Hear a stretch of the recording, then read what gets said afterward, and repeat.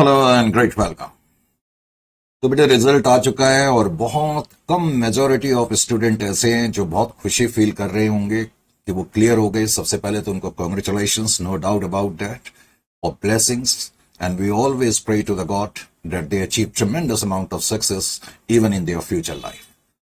लेकिन यहाँ प्रॉब्लम यह है कि मेजोरिटी ऑफ द बच्चे ऐसे हैं जो बेहद उदास हैं रिजल्ट निकलने के बाद, बेहद उदास हैं, निराश हैं, हताश हैं। They are absolutely dejected, feeling rejected, disappointed, and they are virtually in anxiety. Result आता है, रिजल्ट के दिन घर वाले बड़ी आशाओं से वेट कर रहे होते हैं कि हमारे बच्चे आकर के अब रिजल्ट का परिणाम बताएंगे, अच्छा परिणाम होगा, खुशी होगी। लेकिन अफसोस कई बार जब रिजल्ट एक्सपेक्टेशंस पे नहीं आता है, और खास तौर से जब उसमें हमारी कोई गलती नहीं होती है, तो बच्चों के लिए कितना मुश्किल होता है अपने पेरेंट्स के सामने ये बताना कि रिजल्ट हमारा आपके एक्सपेक्टेशंस पे नहीं आया। इस बात को मैं बहुत अच्छी तरह से समझ सकता हूँ। I am really concern with the student at this particular moment. ना जाने इंस्टीट्यूट पता नहीं पिछले कुछ टाइम से कर क्या रहा है। अगर इंस्टीट्यूट का यही रवैया जारी रहा तो आई डाउट इन फ्यूचर बच्चे सीएमए की तरफ जाएंगे और लोग बच्चों को प्रेरित करेंगे कि आप सीएमए की तरफ जाएं। बहुत मुश्किल इंस्टीट्यूट ने बच्चों के लिए कर दी है।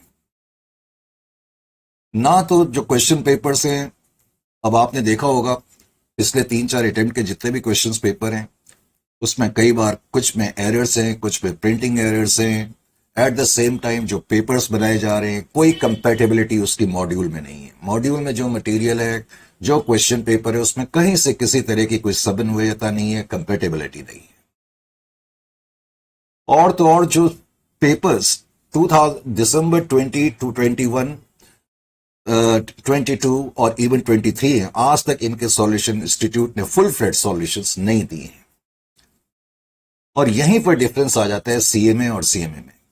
दोनों प्रोफेशनल इंस्टीट्यूट हैं, फिर क्यों ना हम तारीफ करने पर मजबूर हो सीए की। इतना हाई क्वालिटी उनका स्टडी मटेरियल है, इतनी प्रोफेशनल सर्विसेज हैं। जो कंटेंट मॉड्यूल में उसी से रिलेटेड वो क्वेश्चंस पूछते हैं। मैं ये नहीं कह रहा कि सेम क्वेश्चंस पूछे जाते हैं, लेकिन जो क्वेश्चंस पूछे जाते हैं उसमें बच्चों को कम से कम ये कहने का मौका नहीं मिलता कि इस तरह से रिलेटेड चीजें मॉड्यूल में नहीं थी। हाई क्वालिटी प्रेजेंटेशन मॉड्यूल है उनके, हाई क्वालिटी टीम उनके मॉड्यूल बनाती है, स्टैंडर्ड सॉल्यूशंस। जिस दिन पेपर रिलीज होते हैं करीब उसके 10-15 दिन के बाद इंस्टीट्यूट उनका सॉल्यूशंस प्रोवाइड कर देता है, ताकि बच्चों को पता लगे कि इस क्वेश्चन का सॉल्यूशन कैसे करना है, हमने कहां गलती करी। एटलीस्ट कम से कम नेक्स्ट अटेम्प्ट के लिए या नेक्स्ट टाइम के लिए वो तैयार तो हो जाए। पर इस आपके इंस्टीट्यूट से इस तरह की अनफॉर्चुनेटली मुझे कहना पड़ रहा है कि कोई हम एक्सपेक्टेशन नहीं कर पा रहे। मुझे लगता है ये सिलसिला बदस्तूर जारी रहेगा और फ्यूचर में I don't think the student fraternity will go for CMA. अब सीएमए में स्टूडेंट को जाने के लिए प्रेरित कौन करता है? फैकल्टीज करती हैं कि बेटा ये कोर्सेज हैं, सीएस का कोर्स है, सीए का कोर्स है, सीएमए का कोर्स है, आप सीएमए भी कर लें। लेकिन अगर यही हालात बदस्तूर जारी रहे तो मुझे नहीं लगता कि कोई भी जेन्युइन फैकल्टी स्टूडेंट को बोलेगी कि आप सीएमए करो। अब इतने पेपर, इतना टाइम हो गया, कम से कम उसका सॉल्यूशंस इंस्टीट्यूट को पहले तो रिलीज करने चाहिए, ताकि बच्चों को अपनी पिछली गलतियों से सीखने का मौका मिले। या फिर इंस्टीट्यूट क्या चाहता है उसी तरीके की हम प्रेजेंटेशन करें। This is the way round. और ये एक प्रोफेशनल इंस्टीट्यूट से एक्सपेक्टेशंस होती है। खैर, अब रिजल्ट आ चुका है। मैंने कहा मायूसियों का दौर बहुत ज्यादा है। मेजोरिटी ऑफ द बच्चे के रिजल्ट की आपने देखा पासिंग परसेंटेज, मुझे नहीं लगता हिस्ट्री में इससे नीचे कभी रही होगी। मेजोरिटी ऑफ द बच्चे, जैसा शुरुआत में मैंने कहा, बहुत गुस्से में भी हैं, उदास तो हैं, निराश भी हैं, हताश भी है, लेकिन उससे ज्यादा बच्चे गुस्से में। कल मैंने बहुत सारे ग्रुप्स, और जो मैं बहुत कम विजिट करता हूं, कल मैंने बहुत सारे सीएमए से रिलेटेड ग्रुप्स विजिट करे। मेजॉरिटी ऑफ द बच्चों का यही कहना था सीएमए करने का हमें फायदा नहीं है। हम, कुछ बच्चे कहते थे हम सीएफए में चले जाएंगे, कुछ बच्चे कहते हैं कि हम जो है सीए में चले जाएंगे, और समथिंग लाइक दैट। तो इस तरह का ओपिनियन जब स्टूडेंट फ्रेटर्निटी नर्स करना शुरू कर देती है तो जाहिर है कि जो इमेज होती है किसी पर्टिकुलर संस्था की, वो हमेशा डिक्लाइन होनी शुरू हो जाती है। और इमेज के डिक्लाइन होने का मतलब भी है कि उसकी वैल्यू का कम होना। तो बहुत कुछ इंस्टीट्यूट को इसमें करना होगा। सबसे पहली चीज तो जो क्वेश्चन पेपर बनाया जाए उसकी परफेक्ट कंपेटेबिलिटी होनी चाहिए मटेरियल से, नंबर वन। पेपर के कम से कम नेक्स्ट 15 डेज के अंदर इंस्टीट्यूट की ये ड्यूटी बनती है कि फुल फ्लेड्स स्टेप वाइज सॉल्यूशंस बच्चों के सामने पेश करे जाए। यही वजह है कि एटलीस्ट बच्चों को पता तो लगे कि उन्होंने क्या गलती करी या इंस्टीट्यूट किस तरीके का आंसर हमसे एक्सपेक्ट करता है। ये दो चीजों का ख्याल बहुत करना होगा और पेपर में कोशिश ये करनी होगी कि कोई एरर्स ना हो। क्वेश्चंस जो पूछे जाते हैं, अगर किसी भी तरीके का आप क्वेश्चन पूछना चाहते हैं, कम से कम उसी तरीके के पैटर्न का क्वेश्चन मॉड्यूल में मौजूद होना जरूरी। That's the way to test the student. और यहां तो ऐसा लगता है कि टॉर्चर करा जा रहा है एक बच्चे का, जैसा कि कहना भी। जाहिर है कि आप में से कुछ बच्चे इस बात में भी इंटरेस्ट रख रहे होंगे, सर आपके इंस्टीट्यूट का रिजल्ट कैसा रहा। बेटा ये मैं अब बाद में बताऊंगा, क्योंकि इस समय ये मौका नहीं है अपने इंस्टीट्यूट की तारीफ करने का या उसका। मुझे मालूम है कि इस समय बच्चों की फीलिंग्स क्या है। फिर भी आप अगर हमारे इंस्टीट्यूट के रिजल्ट देखना चाहते हैं तो टेलीग्राम चैनल पर विजिट कर लेना।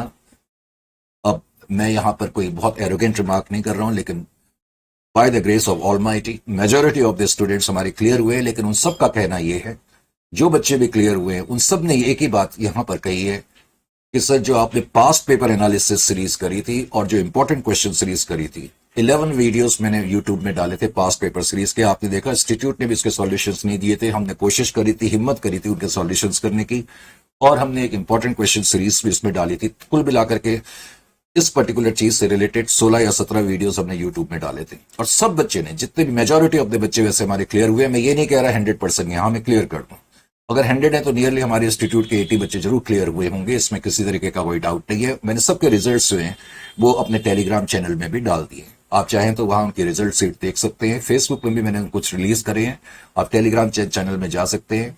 लेकिन एट द सेम टाइम मैंने कहा जिस तरह के मार्क्स हम एक्सपेक्ट कर रहे थे उस तरह के मार्क्स बच्चों के नहीं भी आए हैं, इसमें भी किसी तरीके का डाउट नहीं है। लेकिन मेजॉरिटी ऑफ द बच्चों ने कहा सर पास्ट पेपर सीरीज का हमें बहुत फायदा हुआ, और क्योंकि 90% जो क्वेश्चन पेपर था वो पास्ट पेपर सीरीज पर आधारित था। अब जो हो गया तो हो गया। अब ये कहना तो वैसे आसान होता है, कई बार हम बच्चों को समझाने की भी कोशिश करते हैं, या आप जहां से भी कहीं से पढ़ रहे हैं, आपकी फैकल्टीज, और हर फैकल्टी की कोशिश यही होती है, आप कहीं से भी पढ़ रहे हैं, फैकल्टी अपनी तरफ से पूरी मेहनत करने की कोशिश करती है। रिजल्ट कई बार खुद के बस में नहीं होते हैं, कई बार खुद की कोई कमियां नहीं होती हैं, बच्चों की भी कोई गलतियां नहीं होती है, और उसके बाद जब इस तरह के रिजल्ट आते हैं तो बहुत ज्यादा दुख, मुझे पूरी उम्मीद है कि हर फैकल्टी को होगा। आपने जहां से भी क्लासेस ली है, जिस फैकल्टी से भी ली है, अब जो हो गया तो हो गया। जाहिर है कि फैकल्टी ने भी आपको समझाने की कोशिश करी होगी, you give a try, give another try. और कई बार आपको मोटिवेटिंग स्टोरी सुनाई जाती है, पर मुझे मालूम है कि ये बहुत मुश्किल है बच्चे के लिए। बच्चे ने बहुत मेहनत करी और क्लियर नहीं होता है तो बहुत ज्यादा दुख इसमें होता ही होता है। सबसे बड़ी प्रॉब्लम बच्चों के लिए क्या होती है कि अपने मम्मी डैडी को वो क्या जवाब दें। मम्मी डैडी तो जब आप कहते हैं कि पास नहीं हो पाए तो पेरेंट्स का हमेशा यही रिएक्शन होता है, 99% पेरेंट्स का यही रिएक्शन होता है कि बेटा तुमने ही मेहनत नहीं करी होगी। लेकिन बच्चे को मालूम है कि उसने बहुत मेहनत करी, पेपर भी अच्छा करा, रिजल्ट एक्सपेक्टेड लाइंस पे नहीं आया। तो इन सारे सिनेरियो को देखते हुए मेरी इंस्टीट्यूट से बड़ी इल्तिजा है, गुजारिश है, रिक्वेस्ट है, प्रार्थना है कि please restructure your exam policy specially with respect to these papers. Question paper आप कंपेटेबल बनाए मॉड्यूल के, नंबर 1। उसके सॉल्यूशंस कम से कम 10-15 दिन के बाद रिलीज करें, नंबर 2। कोशिश करें कि क्वेश्चन पेपर में कोई भी उसको अच्छी तरह से थॉरली चेक करें, देखें कि उसमें कोई मिस्टेक ना हो, कोई एरर्स ना हो।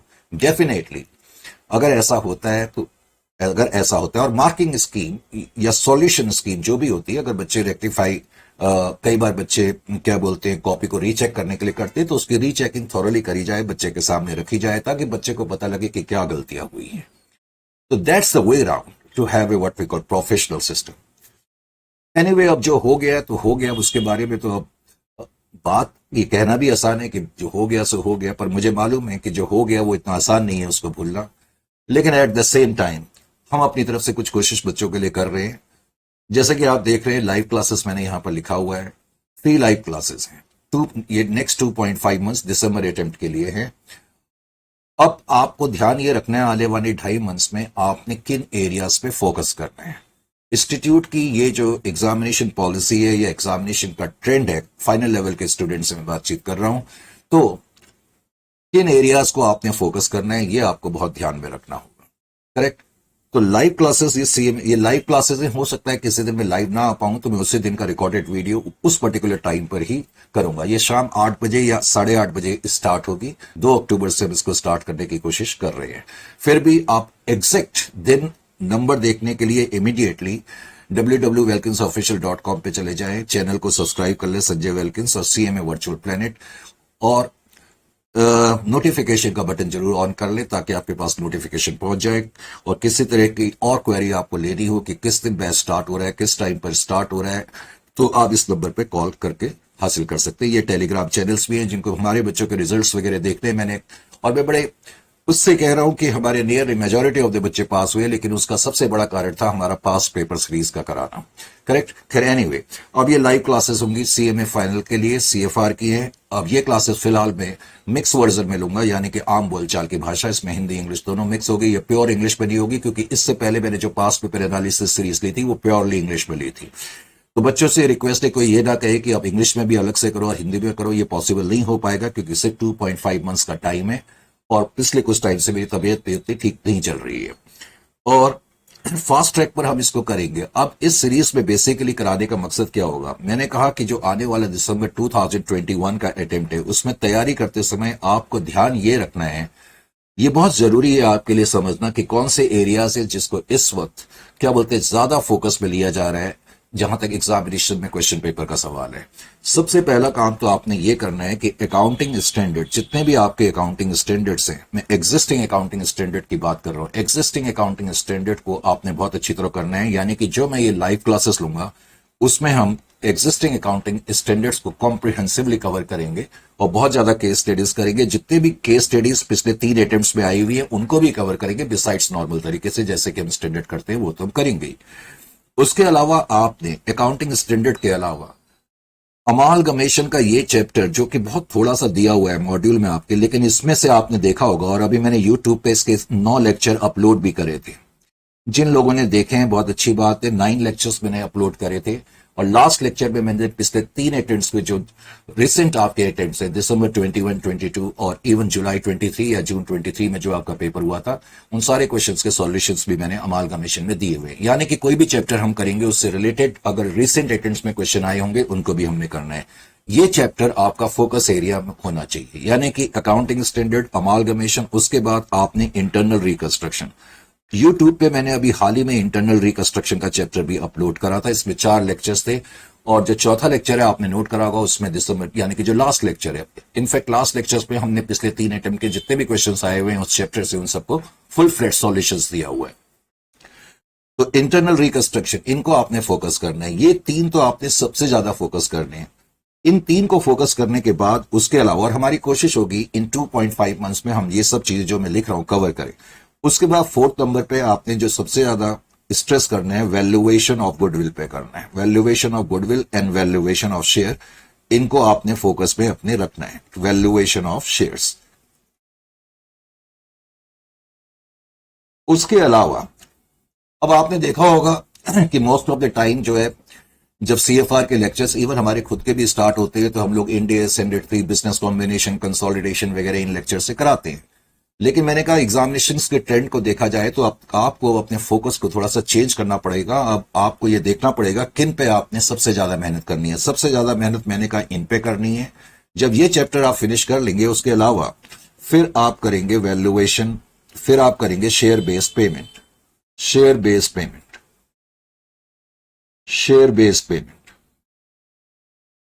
एग्जामिनेशन पेपर्स को अगर देखा जाए तो आपने देखा होगा कि इन चैप्टर से ही सबसे ज्यादा क्वेश्चंस एग्जामिनेशन में पूछे गए। Is it clear to you?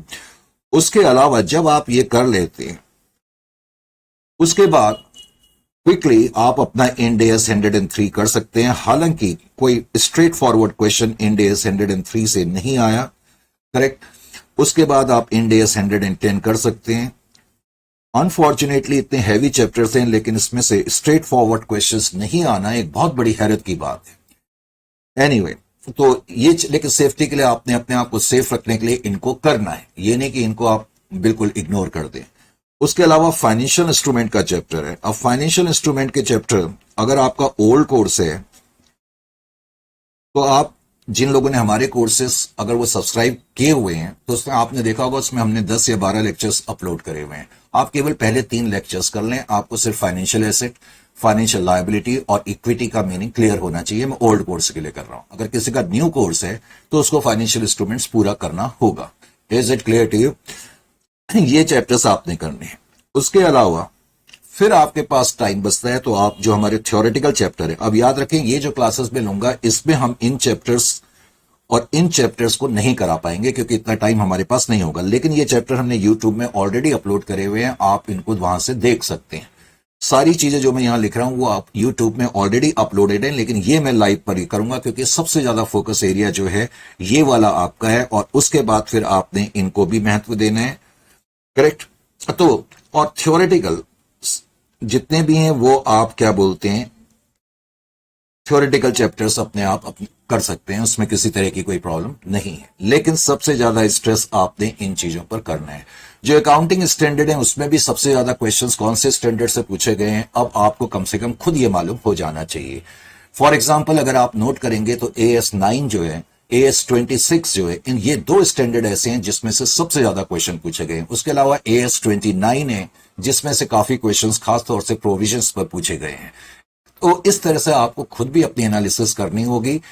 तो मैंने कहा कि मेजॉरिटी ऑफ द बच्चे, नो डाउट अबाउट दैट, वो क्लियर नहीं हुए हैं। अब मेजॉरिटी ऑफ द बच्चे जो क्लियर नहीं हुए हैं उसमें कुछ बच्चों की भी गलती रहती है, मैं ये नहीं कह रहा कि बच्चों की गलती नहीं हुई होगी, और कुछ बच्चे ऐसे भी हैं जिन्होंने जेन्युइनली पेपर अच्छा करा होगा लेकिन किसी कारण से पता नहीं क्या बात है कि वो क्लियर नहीं कर पाए हैं। लेकिन अगर आपने ये चीजें कर ली हैं और उसके अलावा जो मैंने पास्ट पेपर सीरीज अपलोड करी हुई है, वैसे तो पास्ट पेपर सीरीज के जितने भी क्वेश्चन है रेलिवेंट चैप्टर के उनके साथ ही कर लेंगे, लेकिन फिर भी पास्ट पेपर सीरीज के जितने भी क्वेश्चन होंगे, करेक्ट, ये 11 वीडियोस हैं यूट्यूब में, और उसके अलावा 3 वीडियोस मैंने इसमें डाले हैं इंपॉर्टेंट इंडेस, इंपॉर्टेंट एएस एंड इंपॉर्टेंट इंडेस के। तो कुल मिला के मेरे ख्याल से 16 या 17 वीडियोस हैं, वो आप चेक कर लेना। इसकी प्लेलिस्ट हमने बना के रखी हुई है, ये भी आप अपनी सहूलियत के हिसाब से कर सकते हैं। लाइव क्लासेस जो होंगी वो 8 o'clock से स्टार्ट होंगी, 9:30 तक वो चलेंगी। हो सकता है कभी वो 8 से 9 तक चलें, और ऐसा भी हो सकता है कभी वो 8 से 10 बजे तक भी चले। कुछ क्लासेस का ड्यूरेशन ज्यादा हो सकता है, कुछ का कम हो सकता है। कोशिश मेरी होगी कि ये सारे चैप्टर में लाइव क्या बोलते हैं कवर करूंगा। करेक्ट? तो आप अगर ऐसा कर लेते हैं तो you will be absolutely on the safer side. उसके अलावा आप पास्ट पेपर एनालिसिस कर लें, और ये चैप्टर्स हमने ऑलरेडी, मैंने कहा कि यूट्यूब में डाले हुए हैं। आप चैनल सब्सक्राइब कर लें, आपको इंडिया 103 भी मिल जाएगा, इंडिया 110 भी वहां पर मिल जाएगा, आप वहां से इनको कर सकते हैं। तो आपका फुल फ्लैट्स कोर्स यहां से हो सकता है virtually, absolutely free of cost. एक बार और चीज देखने में आती है, होता क्या है कि क्लास का एक टाइम होता है, और आप हमेशा याद रखें कि डिफरेंट साइट से हमारे कोर्सेज जाते हैं, तो साइट वाले भी प्रोटेस्ट करते हैं कि अगर आप सारा कोर्स ही यूट्यूब में डालेंगे तो हमसे कौन खरीदेगा। तो आपको थोड़ा सा यह समझना होगा, हम जैसे कि 8 से 9:30 तक क्लास चलेगी, तो आपको ये क्लास 8 से 9:30 या 8 से 10 o'clock इवनिंग में, आपको क्या बोलते हैं, या लेट नाइट कह लो, जो भी है, तो 8 PM से लेकर के 9:30 PM की मैं बात कर रहा हूं।